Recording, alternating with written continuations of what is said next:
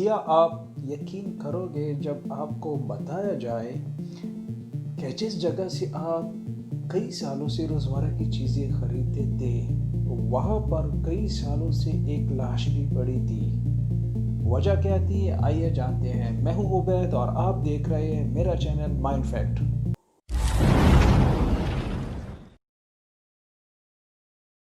Council bluff جو امریکہ کی لو اسٹیٹ میں واقع ہے، اس میں واقع ایک نو فریلس سپر مارکیٹ سے کسی کو بھی چونکا دینے والی دریافت کی امید نہیں تھی۔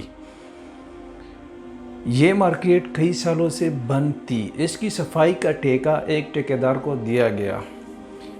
یہ جنوری کا ایک عام سردی والا دن تھا۔ ٹھیکیدار اپنے کرو کے ساتھ اس خالی سپر مارکیٹ کی صفائی کرنے کے لیے گئے۔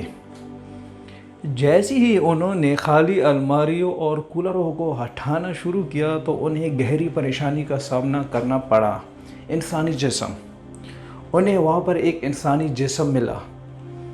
پولیس کو فوری طور پر انفارم کیا گیا۔ انہوں نے باڈی تحویل میں لے لی، لیکن وہ ڈائریکٹ اس کی عمر یا جنس کا اندازہ نہ لگا سکے۔ مکمل پوسٹ مارٹم کے لیے اس کو لوور اسٹیٹ کے میڈیکل ایگزامینر کے پاس بھیجا گیا تو وہاں پر اس کی شناخت لیری لی موریلو موکانڈو کے نام سے ہوئی، ایک ایسا شخص جس کے بارے میں 10 سال پہلے لاپتہ ہونے کی اطلاع ملی تھی جب اس کی عمر صرف 25 سال تھی۔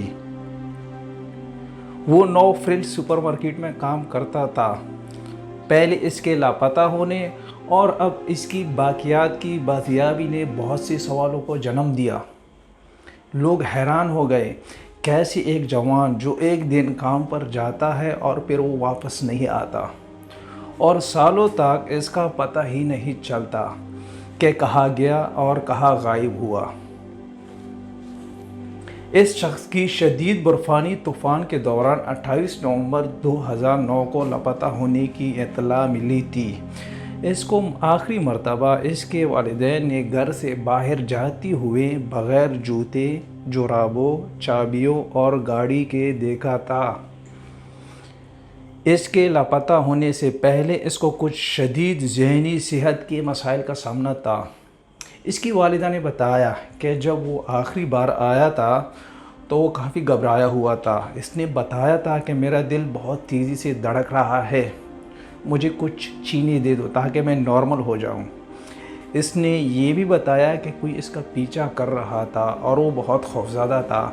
یہ ممکن تھا کہ اسے ایک نفسیاتی بیماری، سائیکوسس، پرووک انٹینس اینزائٹی جیسی علامات تھی جو کہ شیزوفرینیا یعنی فریب کا سبب بنتی ہے۔ یعنی اس سے ایسے محسوس ہوتا ہے جیسے کوئی اس کا پیچھا یا اسے مارنا چاہتا ہو۔ اس سے وہ چیزیں محسوس ہوتی ہے جو حقیقت میں اس کے ساتھ نہیں ہوتی۔ اس کی گمشدگی کے بارے میں ڈاکٹروں نے اسے ذہنی مسئلہ قرار دیا کہ وہ گھر سے بھاگ گیا اور پھر اس کو کسی نے نہیں دیکھا۔ اس کے ڈیبٹ یا کریڈٹ کارڈ پر کوئی سرگرمی نہیں تھی اور نہ کبھی فریل سپر مارکیٹ نے رپورٹ کیا کہ وہ کام پر نہیں آ رہا۔ اس مارکیٹ کے سابق ملازمین نے بتایا کہ وہ کبھی کبھار ان کولروں کے اوپر چڑھتے تھے۔ وہاں پر تھوڑی جگہ تھی جس پر وہ کبھی سامان رکھتے تھے۔ جب اس دن موریلو موکانڈو کام پر گیا اور شاید اس نے چڑھنے کی کوشش کی ہوگی لیکن شاید پھسل گیا یا پھر کچھ اور، لیکن وہ ان کولروں کے پیچھے گر گیا۔ دیوار اور کولر کے درمیان صرف 18 انچ کا گیپ تھا جس میں وہ پھنس گیا۔ کیونکہ وہ کولر اتنا شور کرتے تھے اگر وہ چلایا بھی ہوگا تو کسی نے اس کی آواز نہیں سنی ہوگی۔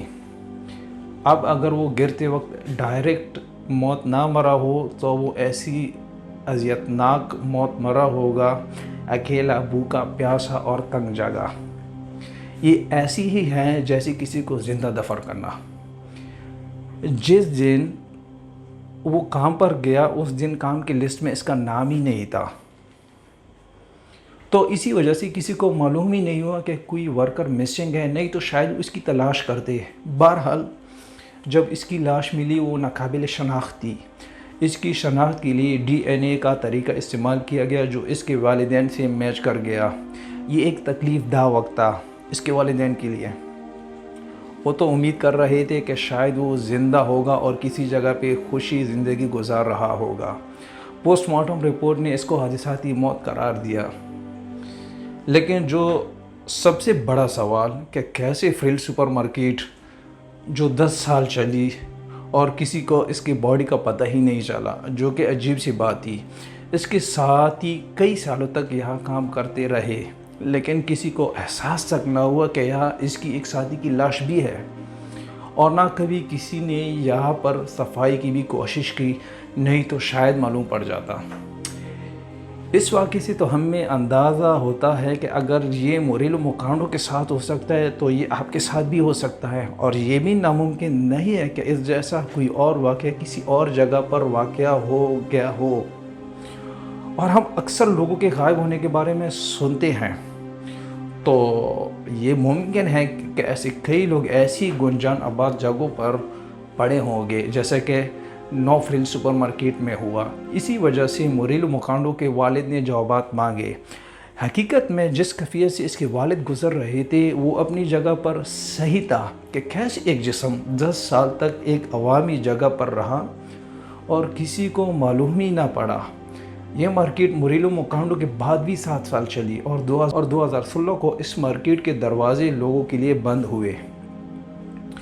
آخر وہ کیا چیز تھی جس نے موریلو مکانڈو کو اس برفانی طوفان میں گھر سے بھاگنے پر مجبور کیا؟ وہ تھی اس کی ذہنی صحت۔ تو ہمیں اپنے بدن کے ساتھ دماغی صحت کا بھی خیال کرنا چاہیے، اور اس میں کوئی شرم کی بات نہیں کہ آپ کو کوئی ایسی پرابلم ہو تو فوراً ڈاکٹر سے اپنا چیک اپ کروائیں، یا پھر آپ کی کسی جاننے والے میں ہو تو کوشش کرو کہ اس کو ڈاکٹر کو دکھاؤ اور علاج کرنے میں اس کی حوصلہ افزائی کرو، اور اس کی جتنی مدد کر سکتے ہو کرو۔ موریلو مکانڈو کی موت کا واقعہ اپنے سامنے ہے۔ اس دن ان کو کولروں کے پیچھے کیا ہوا، وہ ایک معاملہ ہے جو شاید کبھی حل نہیں ہوگا۔ آپ لوگ اس بارے میں کیا کہتے ہیں؟ کامنٹس میں لازمی بتائیے گا۔ اگر آپ کو یہ ویڈیو اچھی لگی ہو تو لائک اور شیئر کریں، سبسکرائب کریں۔ نیکسٹ ویڈیو کے لیے اجازت دیجیے۔ اللہ حافظ۔